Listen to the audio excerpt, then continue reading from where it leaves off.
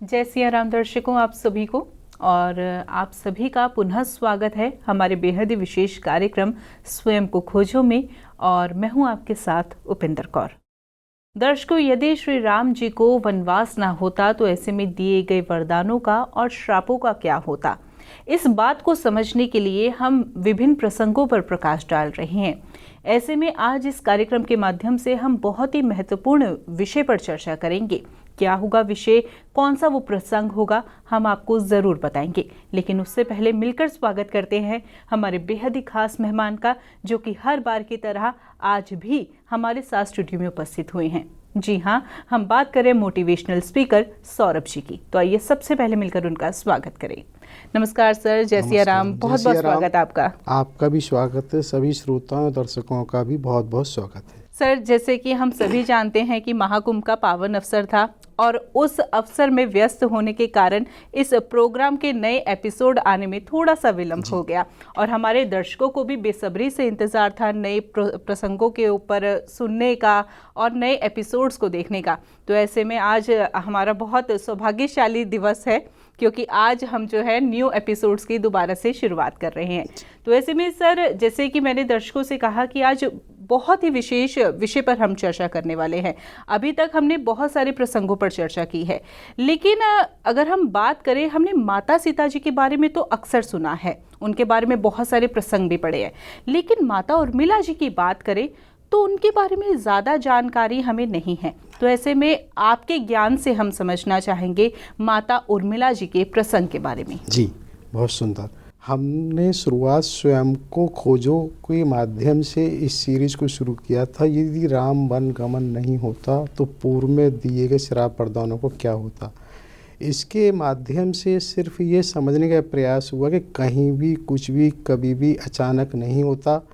जैसा उस समय एक घटना घटी है, ऐसे ही हम सबके साथ भी हमेशा ऐसा होता रहता है।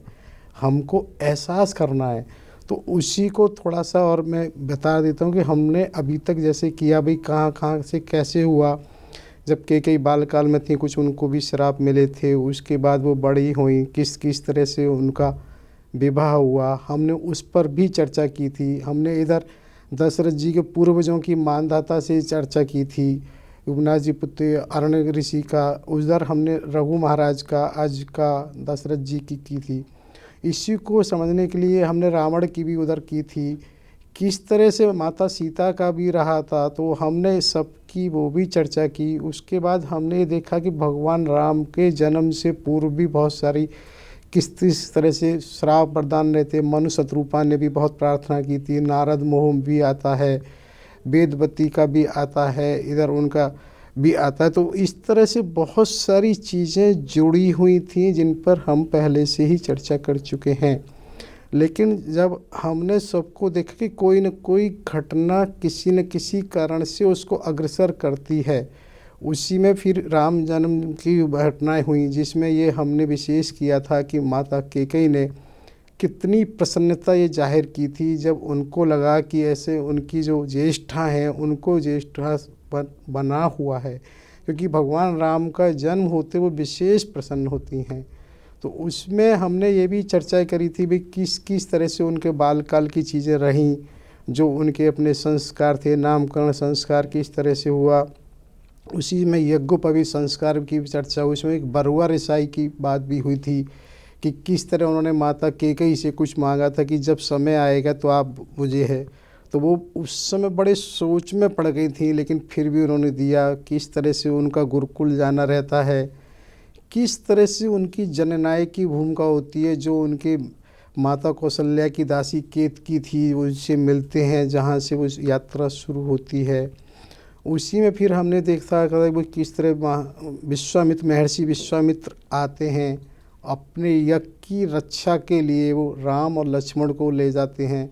वास्तव में वो अपनी यज्ञ की रक्षा के साथ साथ उनको बहुत सारी विद्या दिव्यास्त्र, जिनका हमने जिक्र किया था पहले कि वाल्मीकि रामायण में बहुत विस्तृत आता है, कितनी तरह के उन्होंने उनको अस्त्र शस्त्र दिए थे जिनको वो दिया था। उसमें ये भी चर्चा हुई थी कि किस तरह से उनका उपसंहार किया जाता है। तो वहाँ से ही चीज़ें धीरे धीरे चलती हैं। वहाँ उन्होंने किस तरह से ताड़का का वध किया है, लेकिन मारीच का नहीं किया, मारीच को फेंक दिया, क्योंकि अभी मारीच की जो होने वाली भविष्य में लीला है वो बाकी है। तो उसको इस तरह से हम देखते हैं कि हर घटना कहीं ना कहीं इस तरह से जुड़ती है। धीरे धीरे जब वो आते हैं, फिर वहाँ उनके विवाह की सूचना वहाँ जाती है, विवाह होता है। विवाह के बाद फिर जब वो व्यवस्था को देख रहे होते हैं, व्यवस्था के बाद जब ये होता है, भरत शत्रुघ्न वहाँ जाते हैं अपने मामा के यहाँ, नाना के यहाँ। तो उस समय भी इस पर ये चर्चा रही होती है कि सभी क्यों ना कुमार जाएं, तो उस पर ये विशेष चर्चा उस समय रही है, क्योंकि 3 माताएं तो विशेष हैं ही हैं, उसके अलावा अन्य माताएं हैं। तो सारे अगर कुमार अपने अनुसार इस तरह जाना शुरू कर देंगे तो अयोध्या में तो रहेंगे ही नहीं। तो उसमें बड़ी विचार विमर्श होने के बाद ही तब भरत शत्रुघ्न वहाँ गए हैं। तो वहाँ जाने के बाद इधर राम लक्ष्मण जी उसमें रहे हैं, वो व्यवस्था को भी देख रहे होते हैं। और उसी चीज़ में जब ये बात आई थी कि कहीं व्यवस्थाओं की जब सुधार की बात आती है, तो व्यवस्थाओं की सुधार में ही महाराज दशरथ को कहीं ना कहीं ऐसा लगा कि कार्यभार बढ़ रहा है। उसी कार्यभार को बढ़ने की वजह से ही उन्होंने उस समय चर्चा करी थी। कहीं ना कहीं जब वो महर्षि वशिष्ठ से चर्चा करते हैं कि इस तरह से वहाँ पर वो अपशकुन की बात भी करते हैं। जब वो अपशकुन की बात होती है तो उनके जो सुमंत्र जी हैं वो भी इस बात को कहते हैं, हाँ ऐसा कुछ घट रहा होता है।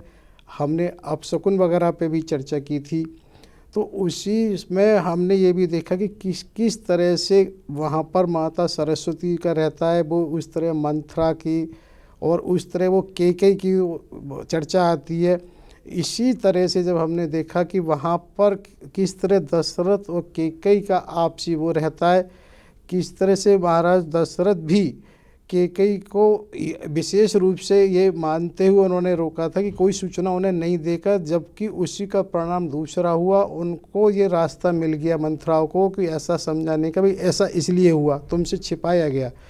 तो ये एक आशय ये है कि हर चीज़ को हम इस तरह देखें कहाँ कैसे घटित हो रही है, और किसी भी चीज़ को हम 2 पहलू होते हैं, उसको कैसे प्रस्तुत करते हैं।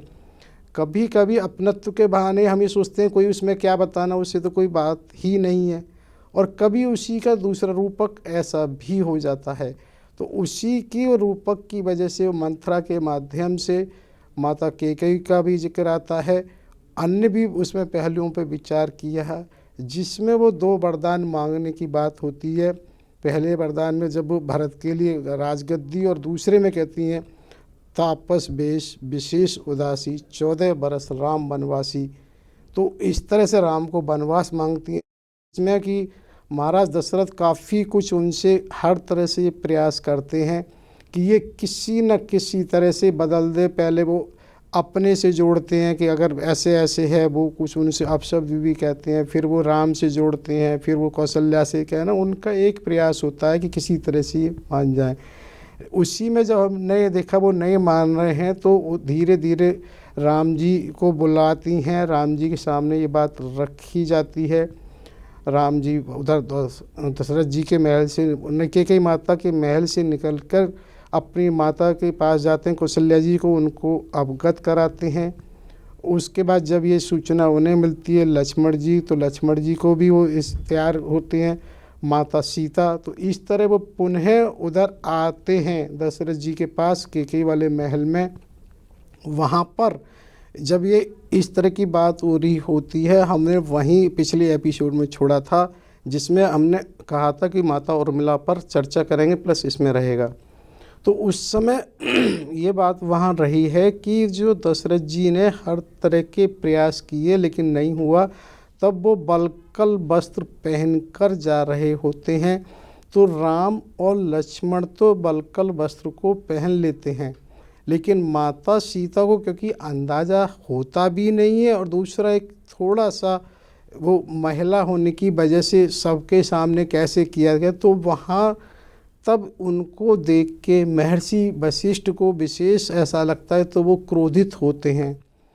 उस समय वो इस बात को रखते हैं भाई कैकेयी से कि क्या तूने इसका भी वो वनवास मांगा है, तो वो थोड़ा इस तरह से क्रोध में कहते हैं, तो इसमें काफ़ी कुछ उस समय वातावरण ऐसा हो जाता है। वो उनसे कहते हैं कि कहीं से ये है, और उन्होंने तो ये भी कहा कि नहीं, आज तक नहीं हुआ, लेकिन अब सीता ही अवध की उसको संभालेंगी। लेकिन जैसा होना होता है, बिना सीता के वनगमन के पूरी लीला नहीं होती, तो ऐसा हो ही नहीं सकता था वो नहीं जाए। तब फिर वो वहाँ पर ये भी कहते हैं महर्षि वशिष्ठ, नहीं भैया, अगर वो एक पतिव्रता होने के कारण वो जा रही हैं तो मैं नहीं रोक सकता, उससे बड़ा कुछ नहीं है। तब वो वहाँ पर इस तरह की बात रह रही होती है। वो उसका वर्णन भी करते हैं महर्षि वशिष्ठ की बाहर किस तरह से जन आक्रोश हो गया है, जिसकी जन आक्रोश की चर्चा करने की वजह से भगवान राम ये कहते हैं, नहीं मैं सब संभाल लूँगा, मैं देखता हूँ।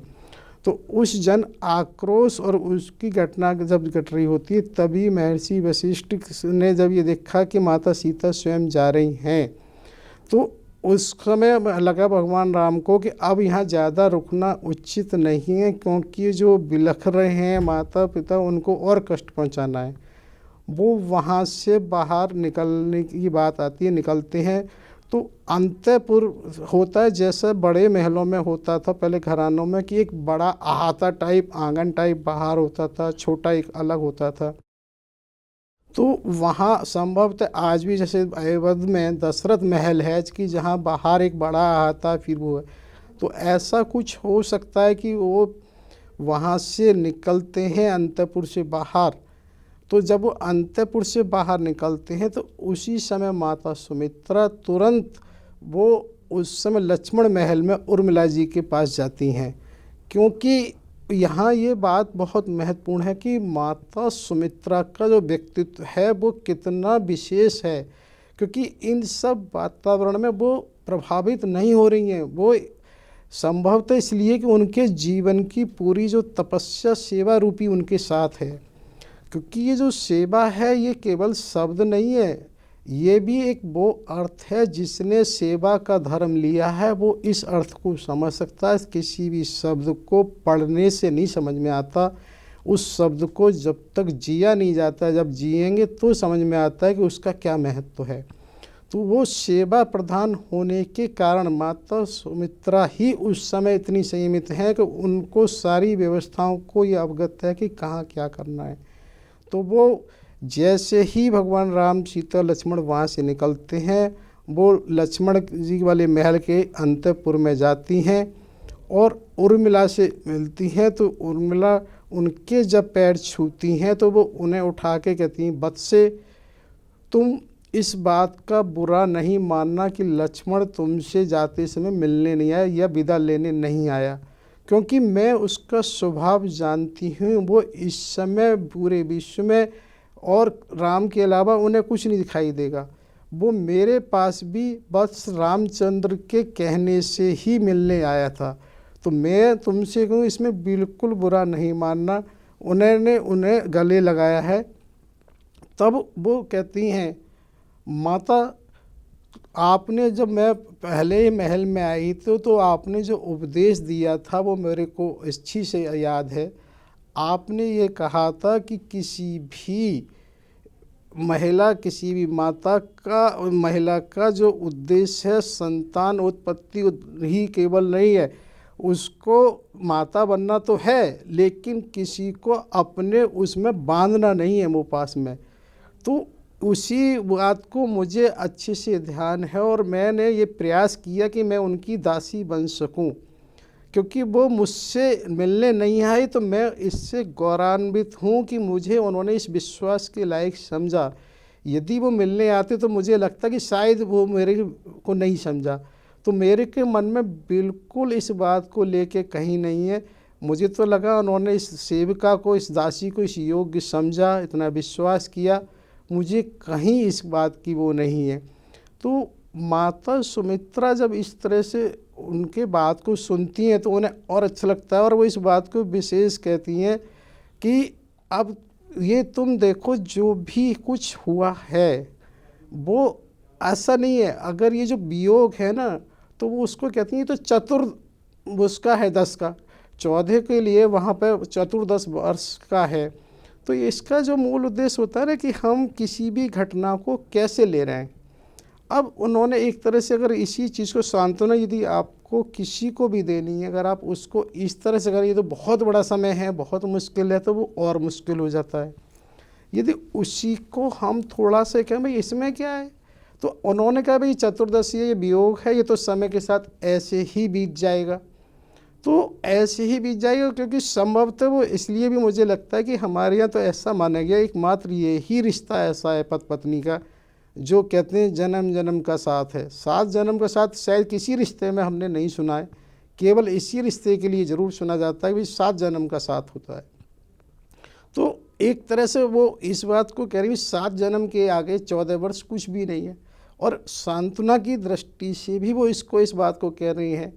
तो वहाँ पर माता सुमित्रा उनसे इस तरह से कहती हैं, पुत्री ये मेरा पूरा विश्वास है कि राम अनुज सहित भार्या के साथ अयोध्या लौटेंगे, और जब वो अयोध्या लौटेंगे तो सब चीज़ें वो हो जाएंगी। तो जब वो इस बात को कह रही होती हैं तो एक वाणी में कुछ अलग सा परावाणी जिसे कहना चाहिए आता है चीज़, और ये देखा गया है कि हर शब्द न बोलने के भाव से दर्शाता है। हम किसी को उसी शब्द को क्रोध में उपयोग करते हैं और उसी शब्द को प्रशंसा में उपयोग करते हैं तो भाव अलग से दर्शाता है।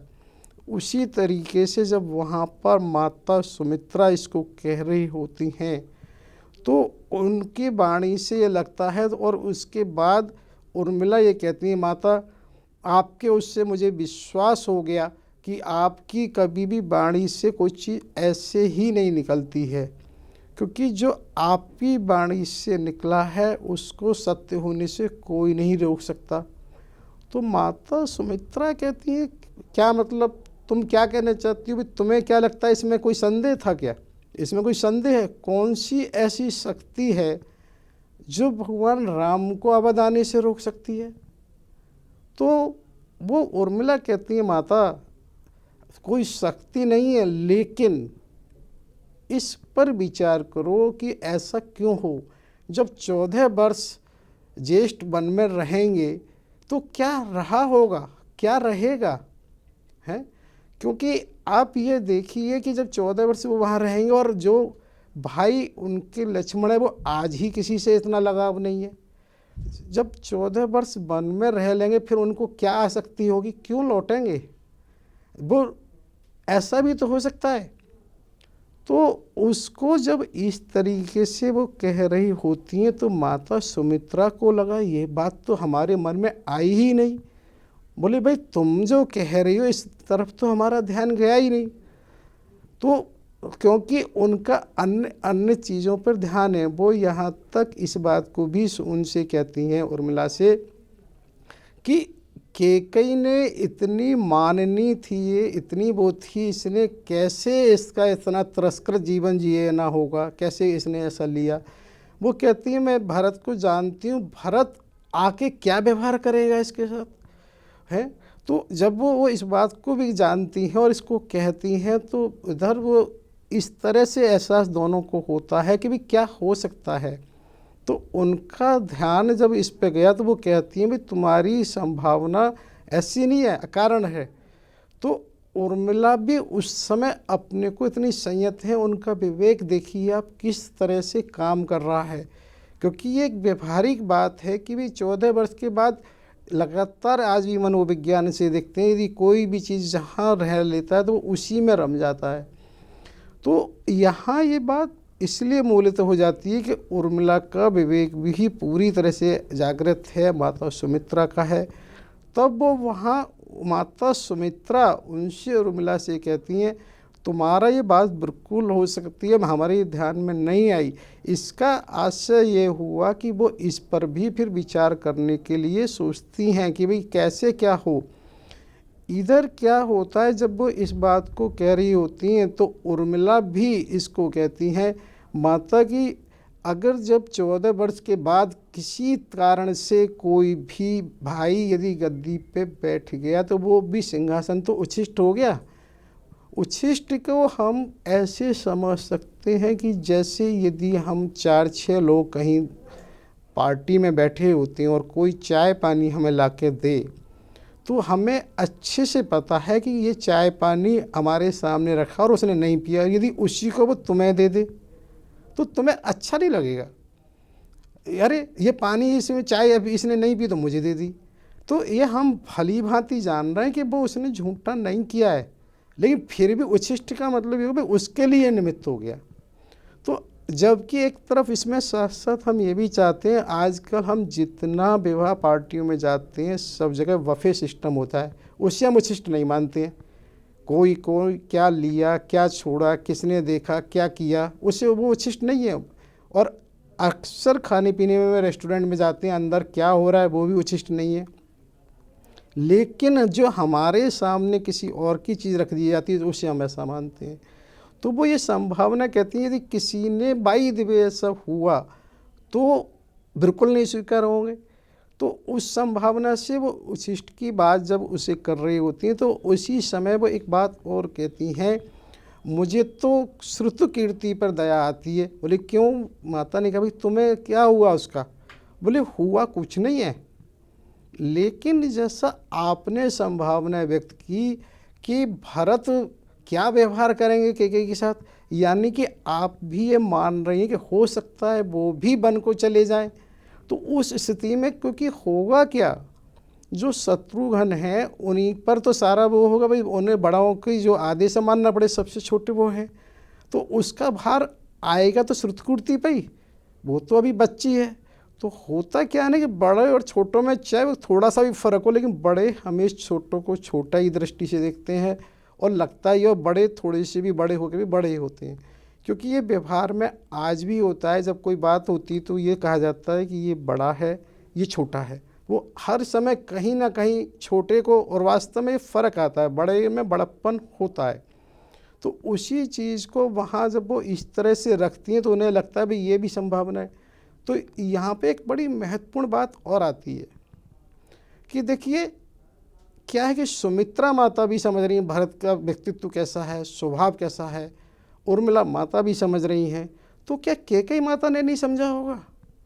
वो उनकी संतान है, उनके पुत्र हैं, भाई सारे ही भाई एक ही पायस से पैदा हुए हैं, माता ही तो अलग अलग हैं, परवरिश सबकी एक है, सब कुछ एक रहा है, लेकिन उसके बावजूद वो नहीं जानती होंगी। वो जानती थी लेकिन कोई विकल्प नहीं था ऐसा करने का, तो इसलिए ऐसा हुआ।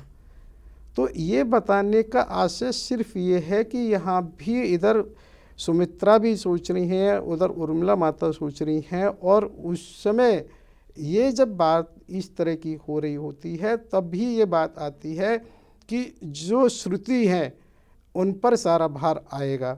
तो उस समय वो ये भी कहती हैं माता सुमित्रा की तुम्हारी विशेष आवश्यकता सेवा की होगी, और तुम्हें ये विशेष ध्यान रखना है जो तुम्हारी माता कैकेयी है वो तुम्हारी माननीय है, और तुम्हें उनका विशेष ध्यान रखना है, क्योंकि अब सेवकों ने भी उनकी तिरस्कार करना शुरू कर दिया या उनकी सेवाओं से वो करना शुरू कर दिया है। तो मुझे ऐसा भी आभास होता है ये सेवकों का भी ऐसा क्यों हुआ, क्यों हो सकता है, क्योंकि यहाँ जो घटना घटी है कहीं ना कहीं वो एक तरह से तख्ता पलट टाइप की घटना है। तो सबको ये लगा कि उस समय किस किस का प्रभाव किस पे आ जाए, नहीं तो सबका एक ही होता है, जैसे कोई घटना घटती है सबसे पहले अपने को बचाओ, क्योंकि वो आदमी इससे डरता है कि उसका प्रभाव कहाँ तक जाएगा नहीं पता, किसी भी सेवक को किसी भी उस पर प्रभाव हो सकता है, तो हम अपने को बचाने के लिए उस व्यवस्था से अलग हो जाएं।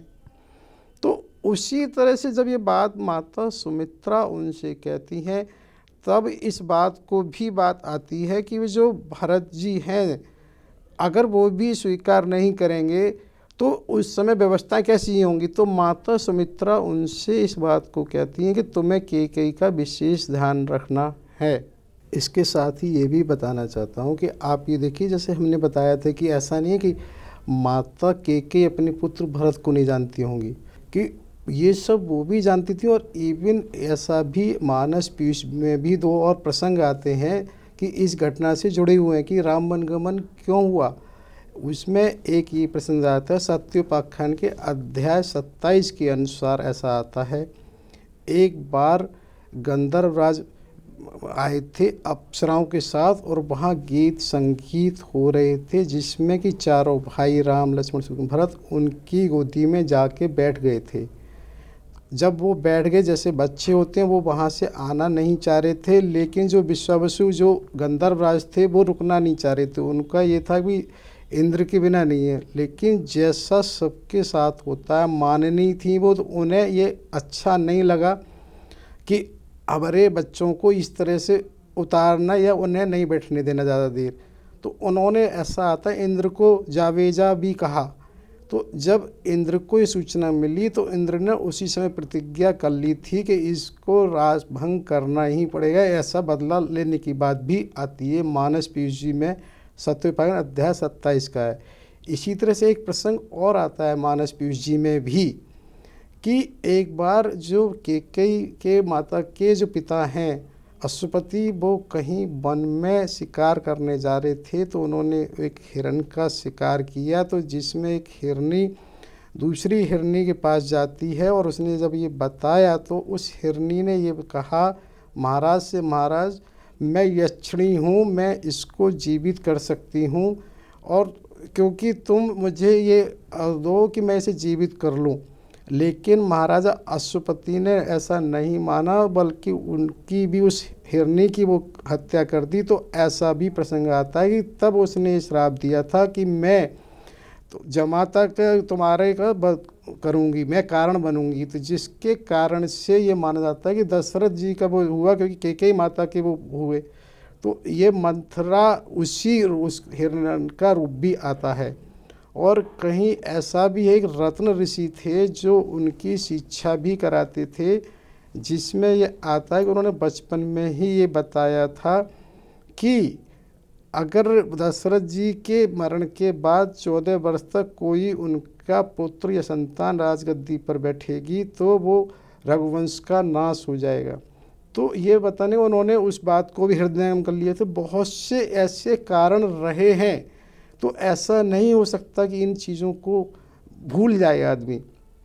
तो ये बताने का आशय सिर्फ ये था कि माता कैकेयी भी अपने पुत्र के बारे में बहुत अच्छे से जानती होंगी, लेकिन कोई विकल्प नहीं था।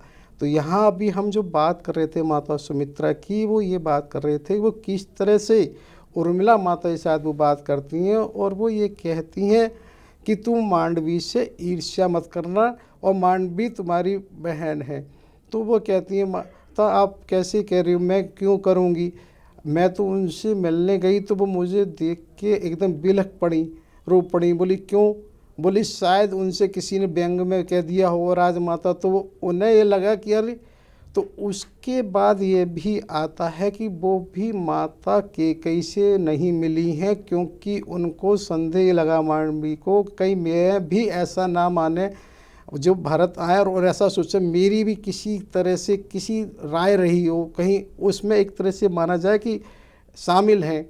तो इसकी वजह से इस चीज़ को और हम विचार करते हैं कि जहाँ माता कैकेयी एक मान लो पुत्रवधू और वो भी बिल्कुल ना मिले तो कष्ट की क्या सीमा होगी। तो यहाँ ये चीज़ें हमें हर समय इंगित करती हैं कि उस घटना को हम उस तरीके से देखें। इसी को अभी हम आगे चालू रखते हैं। वैसे सर आज भी इस कार्यक्रम के माध्यम से बहुत ही सुंदर रूप से आपने इस प्रसंग पर प्रकाश डाला, माता उर्मिला जी के बारे में हमें बताया, लेकिन अभी भी जो है बहुत सारी बातें ऐसी है जो जाननी बहुत ज़रूरी है, लेकिन समय का अभाव है। तो ऐसे में कार्यक्रम की अगली श्रृंखला में हम इस विषय को आगे बढ़ाएंगे। तब तक के लिए आपने अपना कीमती समय दिया, उसके लिए बहुत बहुत धन्यवाद आपका। जय सिया राम। जय सिया राम। सभी श्रोताओं और दर्शकों को, समयदानियों को सादा नमन वंदन, साथ ही होने वाली गलतियों के लिए क्षमा याचना भी चाहता हूँ। जय सिया राम।